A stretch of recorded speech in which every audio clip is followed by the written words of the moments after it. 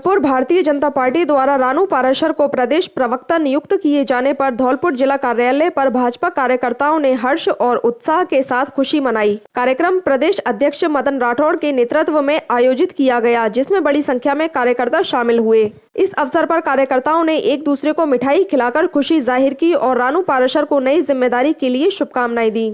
नेताओं ने कहा कि यह नियुक्ति संगठन के लिए गर्व का विषय है और इससे पार्टी को वैचारिक मजबूती मिलेगी। पूर्व जिला उपाध्यक्ष एवं पूर्व सरपंच जयवीर पोसवाल ने कहा कि रानू पाराशर के सशक्त विचार और प्रभावी संवाद क्षमता से भाजपा की नीतियां जन जन तक और अधिक मजबूती से पहुंचेंगी।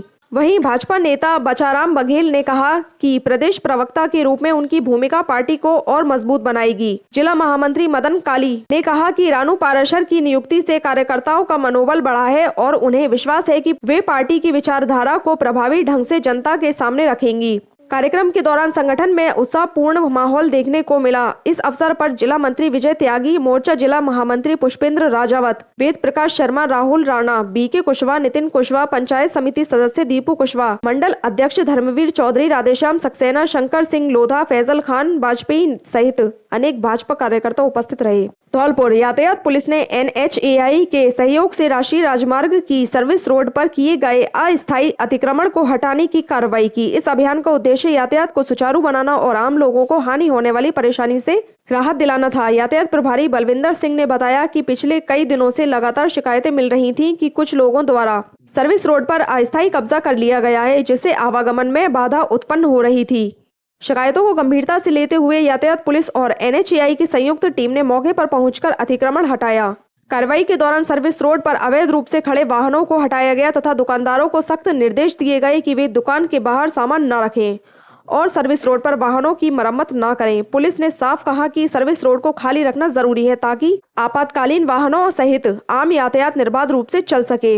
यातायात प्रभारी ने चेतावनी दी कि यदि भविष्य में राष्ट्रीय राजमार्ग पर नो पार्किंग में वाहन खड़े करते हुए पाए गए तो संबंधित वाहन चालकों के खिलाफ चालान की कार्रवाई की जाएगी।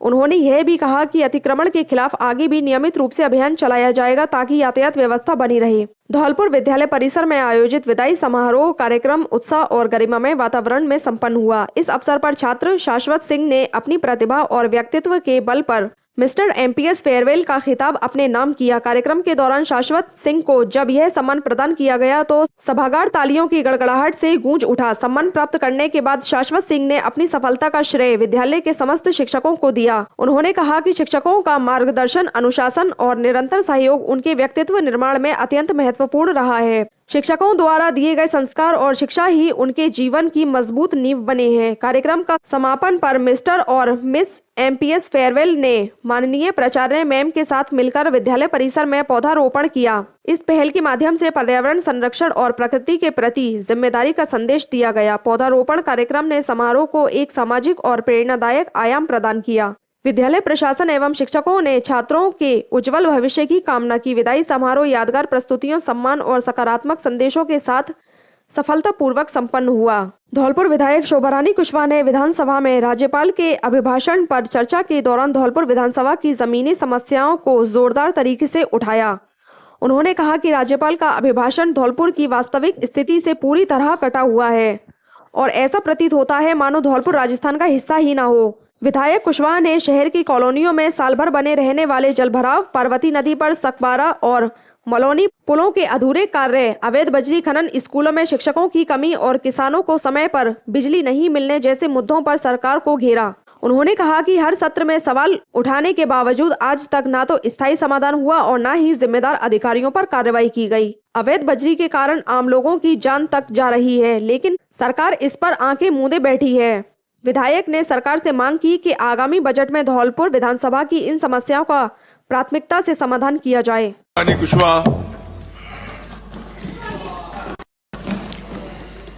माननीय सभापति महोदय, मैं सर्वप्रथम महामहिम राज्यपाल महोदय के प्रति संवैधानिक सम्मान व्यक्त करती हूँ, लेकिन सभापति महोदय यह कहना भी उतना ही जरूरी है कि राज्यपाल महोदय का अभिभाषण धौलपुर विधानसभा की जमीनी हकीकत से पूरी तरह कटा हुआ है। धौलपुर को ऐसा मान लिया गया है मानो वह राजस्थान का हिस्सा ही ना हो। नंबर 1, शहर की कॉलोनियां, हर सत्र में सवाल, हर बार चुप्पी। माननीय सभापति महोदय, मैं यह प्रश्न हर सत्र में इस सदन में उठाती आई हूं। धौलपुर शहर की अधिकांश कॉलोनियों में बरसात हो या ना हो, साल भर पानी भरा रहता है। घरों में पानी घुस जाता है, सड़कें तालाब बनी हुई हैं, बीमारी फैलती है, बच्चे स्कूल नहीं जा पाते हैं। लेकिन सभापति महोदय, आज तक ना कोई स्थायी समाधान हुआ है, ना किसी जिम्मेदार अधिकारी पर कार्रवाई। सरकार बताए, जब विधायक हर सत्र में मुद्दा उठाए और फिर भी सुनवाई ना हो तो इस लोकतंत्र कहें या उपेक्षा। नंबर 2, पार्वती नदी के पुल अधूरे काम, हर साल मौतें। माननीय अध्यक्ष महोदय, सभापति महोदय, मेरी विधानसभा में पार्वती नदी पर सखबारा और मालोनी 2 पुलों के टेंडर हुए, काम शुरू भी हुआ और फिर पिछले 2 वर्ष से काम पूरी तरह बंद पड़ा है। जो सरकार का पैसा लग चुका है वो भी मिट्टी हो रहा है। परिणाम क्या है? बरसात में लोग नदी पार करते हैं, लोगों की पानी में डूबकर जान चली जाती है। मेरा सवाल सीधा है, जो काम सरकार ने खुद शुरू किया उसे पूरा क्यों नहीं किया गया? क्या इन मौतों की जिम्मेदारी सरकार लेगी? नंबर 3, सभापति महोदय, अवैध बजरी समस्या सबको दिखती है, सरकार को नहीं। माननीय सभापति महोदय, धौलपुर विधानसभा में अवैध बजरी का आतंक किसी से छुपा नहीं है। धौलपुर में बजरी खनन पर प्रतिबंध की वजह से एक तो आम जन को बजरी महंगी मिलती है और दूसरी तरफ अवैध बजरी से भरे ट्रैक्टर दिन दहाड़े पुलिस के सामने चलते हैं और जब पुलिस कार्रवाई करती है तो वो ट्रैक्टर पुलिस से डर के भागते हुए लोगों को रौंदते चले जाते हैं। मैं कहना चाहती हूँ कि चंबल के अंदर कुछ एरिया चिन्हित क्यों नहीं करती सरकार, जहां से कानूनन बजरी खनन किया जा सके, जिससे आम लोगों को घर बनाने में बजरी सस्ती मिले और बजरी व्यापारियों को पुलिस से डरकर भागना ना पड़े और आम लोगों की तरह जान ना जाए। और जब इसी चंबल पर जब मध्य प्रदेश में बजरी खनन लीगल हो सकती है तो धौलपुर राजस्थान में क्यों नहीं? नंबर 4, स्कूल खुले हैं लेकिन स्टाफ नहीं है। माननीय सभापति महोदय, मेरी विधानसभा में स्कूलों के बोर्ड लगे हैं, भवन खड़े हैं, लेकिन अंदर शिक्षक नहीं है। एक शिक्षक पर कई कक्षाएं, विषय विशेषज्ञ नहीं है, बच्चों की पढ़ाई मजाक बन गई है। तो मैं पूछना चाहती हूँ, बिना स्टाफ के स्कूल खोलने की क्या फायदा? क्या धौलपुर के बच्चों का भविष्य सरकार के लिए महत्वहीन है? नंबर 5, किसानों और बिजली सबसे बड़ी अनदेखी। माननीय सभापति महोदय, मेरे क्षेत्र का किसान समय पर सिंचाई नहीं कर पाता क्योंकि बिजली समय पर नहीं मिलती, रात भर खेतों में बैठा रहता है। लेकिन राज्यपाल महोदय के अभिभाषण में किसानों की बात है, योजनाओं की बात है, बिजली की इस जमीनी समस्या पर एक शब्द नहीं है। सरकार बताए, क्या धौलपुर का किसान नहीं है? नंबर 6, हर क्षेत्र में धौलपुर को भुला दिया गया है। माननीय सभापति महोदय, अगर मैं पूरे भाषण को एक पंक्ति में कहूँ तो धौलपुर को लगभग हर क्षेत्र में भुला दिया गया है। शहर जल भराव और खुदी हुई सड़कें, ग्रामीण क्षेत्र अधूरे पुल, अधूरी सड़कें, महंगाई, अवैध बजरी, शिक्षा, स्टाफ नहीं, किसान, बिजली नहीं और सरकार कहती कि सब ठीक है। निष्कर्ष, माननीय सभापति महोदय, राज्यपाल महोदय का अभिभाषण सरकार की सफलता दिखती है, लेकिन इस सफलता में धौलपुर कहीं नजर नहीं आता।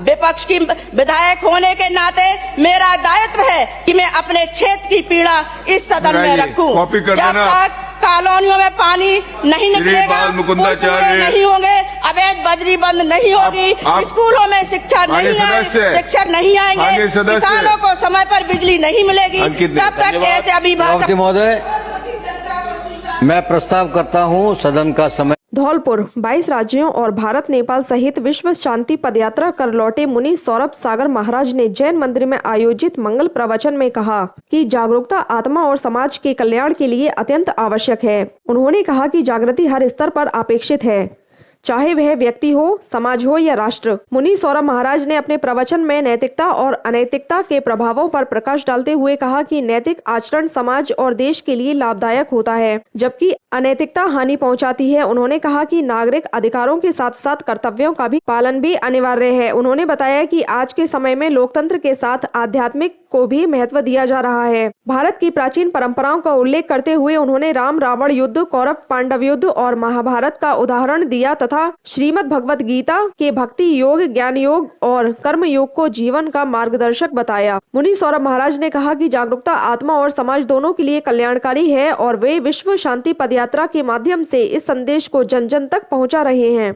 इस अवसर पर प्रमुख समाज सेवी शैलेंद्र सिंह बोहरा, जैन समाज अध्यक्ष धनेश जैन, डॉक्टर SK जैन, गिरीश चंद्र जैन, महामंत्री अमित जैन, सह मंत्री कृष्ण मोहन जैन, कमल किशोर जैन, स्टेशन मास्टर सुनील कुमार जैन, धर्मेंद्र कुमार जैन, पवन कुमार जैन सहित बड़ी संख्या में जैन समाज के लोग उपस्थित रहे। बसेड़ी विधानसभा क्षेत्र के बसेड़ी कस्बे की लंबे समय से चली आ रही मांग अब पूरी होने जा रही है। बसेड़ी में रोडवेज आगार की स्थापना को लेकर पूर्व विधायक सुखराम कोली ने मुख्यमंत्री भजनलाल शर्मा, उप मुख्यमंत्री एवं परिवहन मंत्री प्रेमचंद बैरवा, परिवहन विभाग के अधिकारियों तथा जिला कलेक्टर धौलपुर श्रीनिधि बीटी का आभार व्यक्त किया है। पूर्व विधायक सुखराम कोली ने इसे स्थानीय जनता के हित में लिया गया बड़ा और ऐतिहासिक फैसला बताया। उन्होंने कहा कि बसेड़ी कस्बे में रोडवेज आगार की स्थापना की मांग वर्षों से की जा रही थी, जिसे लेकर समय समय पर राज्य सरकार से आग्रह भी किया गया। उन्होंने बताया कि बसेड़ी के कोटा क्षेत्र में रोडवेज आगार के लिए लगभग 20,000 वर्ग मीटर भूमि के आवंटन का प्रस्ताव तैयार कर भेजा गया है। मुख्यमंत्री एवं उप मुख्यमंत्री की सहमति के बाद यह रोडवेज आगार आने वाले समय में बसेड़ी क्षेत्र की जनता को समर्पित किया जाएगा, जिससे आवागमन की सुविधाओं में उल्लेखनीय सुधार होगा। सभी भाइयों को नमस्कार।